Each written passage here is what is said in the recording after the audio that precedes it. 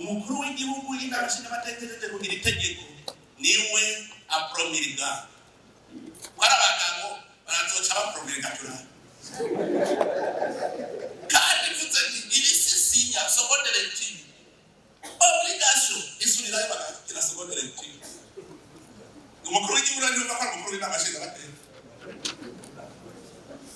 justice umukuru w'igihugu si magistrate supreme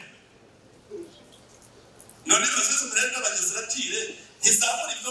mwagizeyo isaza n'ibindi umukuru w'igihugu sayikwa rero yumva ko ari abantu barabitunga yinjiriye rero pouvoir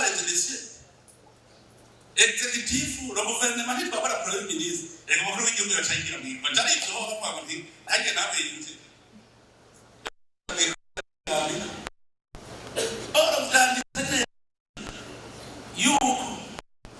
le gouvernement met en œuvre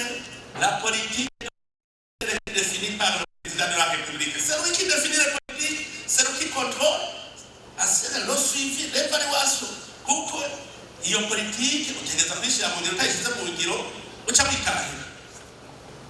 Mugabo, hageze kwihera umukuru w'igihugu ntari umuguruke.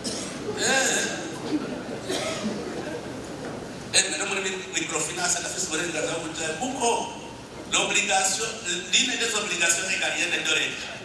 harimo obligation de patrimoine récif non c'est le ministre des finances qui va monnaie charger c'est le président le chef de l'État mukachama bombero berero gosigaira ndayira abani poinaneza ico gituma ifise autonomie kugira gicungire igihugu amahera yacu yose nibagere yose mugabo bandi no musi musigaye mwaka kwiha raporo y'uko